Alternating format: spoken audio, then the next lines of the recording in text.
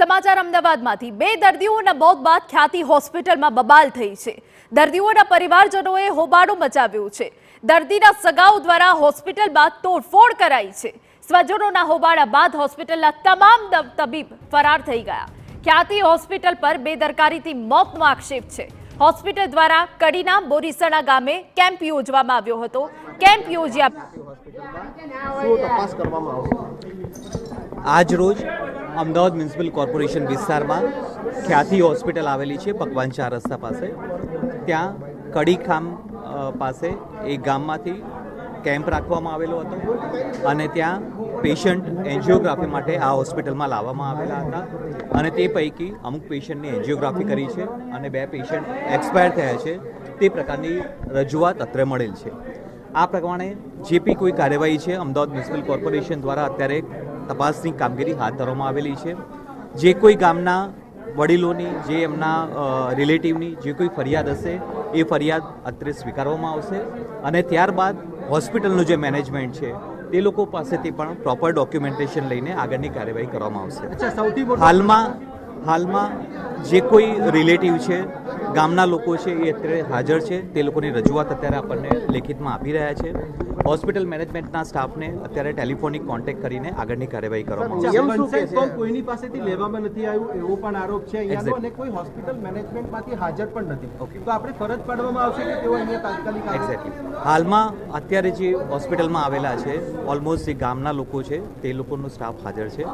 હોસ્પિટલનો સ્ટાફ અત્યારે જણાતો નથી।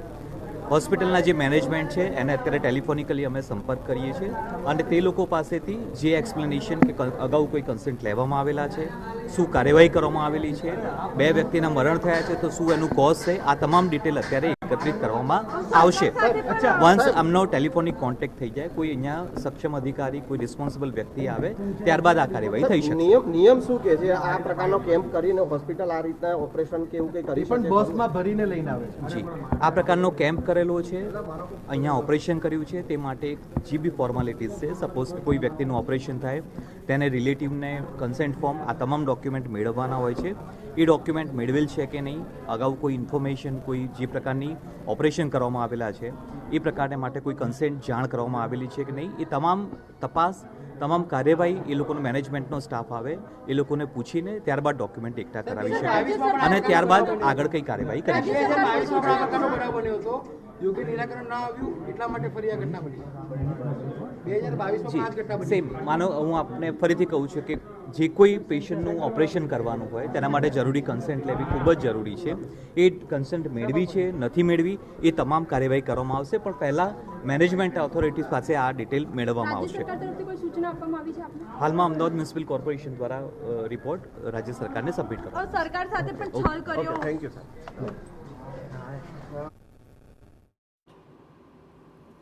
તો આરોગ્ય વિભાગના અધિકારી જેઓ હોસ્પિટલ ખાતે પહોંચ્યા, જો કે ત્યાંના જે તબીબો છે, સ્ટાફ છે એ તો ફરાર છે, પરંતુ હાલ તો જે દર્દીના પરિવારજનો છે તેમના પાસેથી લેખિતમાં રજૂઆત લેવામાં આવી રહી છે। તેમની રજૂઆત બાદ હવે આગળની કાર્યવાહી હાથ ધરવામાં આવશે, પરંતુ ઘટના બની અને તે બાદ હોસ્પિટલનો સ્ટાફ, જે તબીબોએ સર્જરી કરી હતી, તબીબો ફરાર થઈ ગયા છે।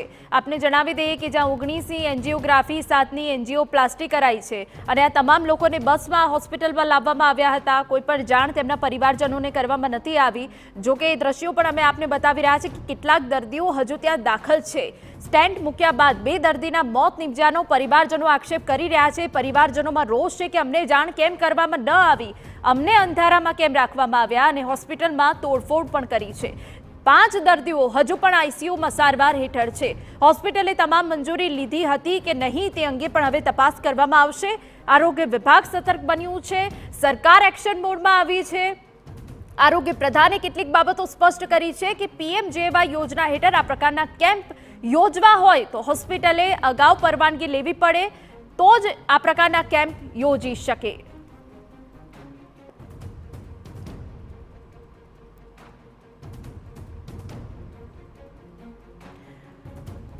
તો આ તરફ બોરીસણા ગામના સરપંચ સહિતના લોકો પણ હોસ્પિટલમાં હાજર છે। આરોગ્ય વિભાગની ટીમ હાલ હોસ્પિટલ પર પહોંચી છે, પરંતુ હોસ્પિટલની હાલત પણ અમે આપને બતાવી રહ્યા છે કે જ્યાં આટલી મોટી બેદરકારી કરી અને તે બાદ પરિવારજનોમાં કેવો રોષ બબૂકી ઉઠ્યો કે જ્યાં હોસ્પિટલમાં તોડફોડ કરવામાં આવી। એએમસીના આરોગ્ય વિભાગ દ્વારા હોસ્પિટલમાં તપાસ ચાલી રહી છે. હોસ્પિટલે તમામ મંજૂરી લીધી હતી કે નહીં તે અંગે હવે તપાસ કરવામાં આવશે. પરંતુ અનેક સવાલ હવે આ ઘટના પછી, આ જે મોટી ઘટના બની છે તે પછી સવાલ તો ચોક્કસથી થઈ રહ્યા છે કે પીએમજેવાય યોજના હેઠળ આ પ્રકારે કેટલી હોસ્પિટલ આ પ્રકારના કેમ્પ યોજે છે તે તપાસનો વિષય રહેવાનો છે. અને આ પહેલા સરકાર આરોગ્ય વિભાગની મંજૂરી લેવી પણ જરૂરી બની જાય છે.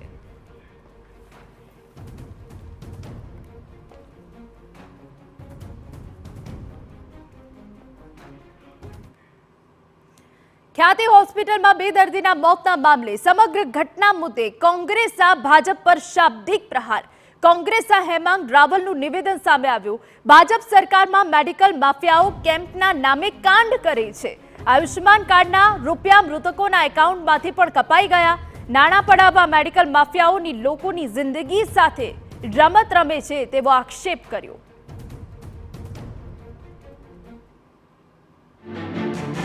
કે આ દર્દીઓનો જે આ કાંડ છે એ કાંડ એ બહુ મોટું કૌભાંડ છે. આયુષ્યમાન કાર્ડના પૈસા પણ આ દર્દીઓના એકાઉન્ટમાંથી કપાઈ ગયા છે. જે મૃતક દર્દીઓ છે એમના પણ પૈસા જ્યારે કપાઈ ગયા હોય ત્યારે એક તો CSR fund, corporate social responsibility, અને જોડે જોડે આયુષ્યમાન કાર્ડના પૈસા, આ બંને પૈસા હડપ કરી લેવા માટે થઈને મેડિકલ માફિયાઓ ગુજરાતની અંદર દર્દીઓના જીવના જોખમ સામે જ્યારે રમી રહ્યા હોય ત્યારે સરકારે આના માટે કડક કાયદો લાવવાની જરૂર છે, મજબૂત પગલાં લેવાની જરૂર છે. અંધાપા કાંડથી પણ આપણે કંઈ નવું શીખ્યા નથી. તો હવે જ્યારે દર્દીઓના મોત થઈ રહ્યા છે તો આ મોત થયેલા દર્દીઓ જે છે, જે મૃત્યુ પામેલા છે, તેમને 1-1 કરોડની સરકારે સહાય આપવી જોઈએ. અને જે પણ આના જવાબદાર છે, હોસ્પિટલથી માંડીને જે કંઈ પણ એજન્ટો છે, હોસ્પિટલની માન્યતા રદ કરીને સરકાર પોતે આની અંદર સાચી છે તે સાબિત કરવું રહ્યું. તો જ્યાં કોંગ્રેસ આક્ષેપ કરી રહ્યું છે કે આયુષ્યમાન કાર્ડના રૂપિયા પણ બેંક એકાઉન્ટમાંથી કપાઈ ગયા છે, નાણાં પડાવવા લોકોની જિંદગી સાથે રમત રમવામાં આવે છે, ત્યારે આ જે ઘટના બની છે તે ખૂબ જ ગંભીર છે અને હવે તેના ઉપર રાજનીતિ પણ ગરમાઈ છે. પરંતુ હવે આરોગ્ય વિભાગની તપાસ ખૂબ જ મહત્વપૂર્ણ રહેવાની છે. જે સર્જરી તબીબોએ કરી છે તે તબીબો ફરાર થઈ ગયા છે, તેમને હાજર કરવા પડશે, તેમની પાસેથી બધી પૂછતાછ કરવી પડશે અને તે બાદ હવે આગળ શું બન્યું હતું તેની જાણકારી મેળવી શકાશે. પરંતુ ચોક્કસથી પરિવારજનોમાં ખૂબ જ રોષ છે.